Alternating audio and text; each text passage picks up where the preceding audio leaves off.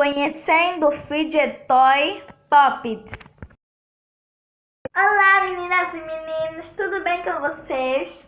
Eu sou a Tânia e no vídeo de hoje vou falar um pouquinho de brinquedos que nos ajudam assim para anti-estresse, brinquedos anti-estresse.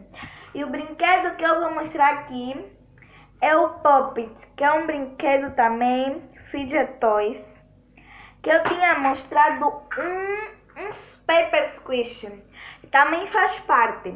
E para quem não sabe o que é um Pop-It, porque eu mostrei aqui como é que eu fiz, eu vou mostrar Pop-It, brinquedo sensorial, círculo, okay? várias cores. Um brinquedo sensorial com forma circular, ideal para combater o estresse ao empurrar e tirar borbulhas.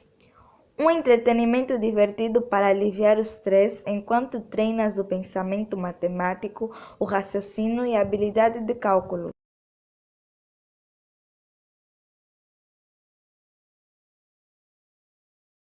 Deu para conhecer um pouquinho do que é o Pop-It.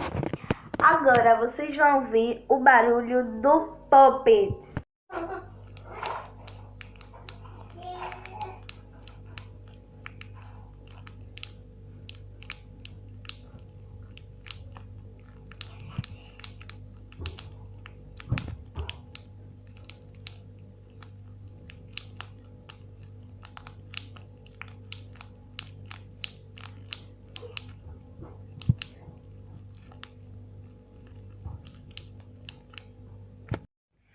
É um barulhinho muito bom. Então, vocês querem aprender como é que se faz?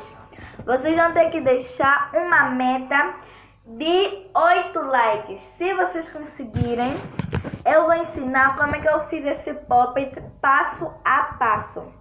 Tchau, tchau!